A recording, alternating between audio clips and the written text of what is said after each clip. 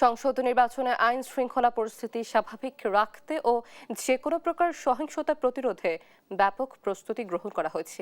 এ নিয়ে আমাদের আরও জানাতে যোগ দিচ্ছেন সহকর্মী শাহাদাত নিশাদ। নিশ্চয়ই শুনতে পাচ্ছেন আমাকে। নির্বাচনী আইন শৃঙ্খলা বাহিনীর প্রস্তুতি কেমন দেখছেন জানাবেন। জি, ধন্যবাদ আপনাকে। আপনি জানেন যে ত্রয়োদশ জাতীয় সংসদ নির্বাচন আর মাত্র 2 দিন পরেই অনুষ্ঠিত হতে যাচ্ছে এবং এই নির্বাচনকে ঘিরে রাজধানীতে ইতিমধ্যেই আইন শৃঙ্খলা বাহিনীর যে ব্যাপক নিরাপত্তা প্রস্তুতি, সেই প্রস্তুতি কিন্তু আমরা গত 8 তারিখ থেকে দেখছি এবং আপনি দেখতেই পাচ্ছেন এখানে আমরা রয়েছি এই মুহূর্তে শাহবাগে। সেখানেও আইন শৃঙ্খলা বাহিনীর যারা রয়েছেন তারা কিন্তু টহল কার্যক্রম পরিচালনা করছেন এবং নির্বাচনের যে 14 তারিখ পর্যন্ত তাদের যে প্রস্তুতি, রাজধানী যেন আইন শৃঙ্খলা পরিস্থিতি যেন কোনোভাবেই বিঘ্নিত না হয়, সে প্রস্তুতি কিন্তু আমরা তাদের লক্ষ্য করতে পারছি। আপনারা জানেন যে এবার যে রাজধানীতে 2131টি কেন্দ্র রয়েছে এবং তার মধ্যে 37টি কিন্তু ঝুঁকিপূর্ণ এবং 1614টি সাধারণ রয়েছে এবং সেক্ষেত্রে প্রতিটি কেন্দ্রে যে আইন শৃঙ্খলা বাহিনী তারা কিন্তু তাদের যে বাহিনীর যে সদস্যরা তাদেরকে কিন্তু তারা রাখছেন এবং একই সাথে যৌথ বাহিনীর যে প্রস্তুতি, সেই যৌথ বাহিনীর সদস্যদের কিন্তু আমরা দেখছি যে এখানে তারা বিভিন্ন ধরনের যে অভিযান, সেই অভিযান কার্যক্রম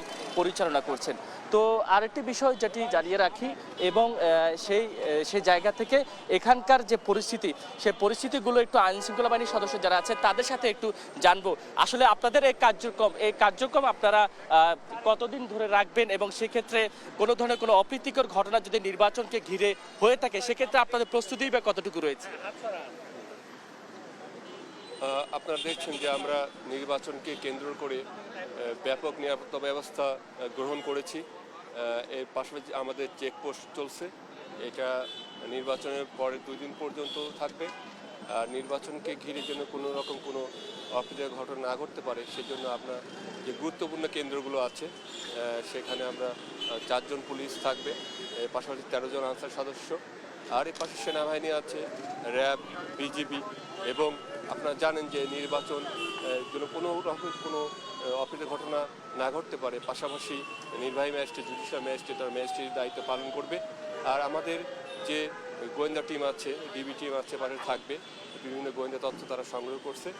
আশা করা যায় যে নির্বাচনে কোনো ধরনের কোনো অপ্রীতিকর ঘটনা সংঘটের কোনো সুযোগ নাই।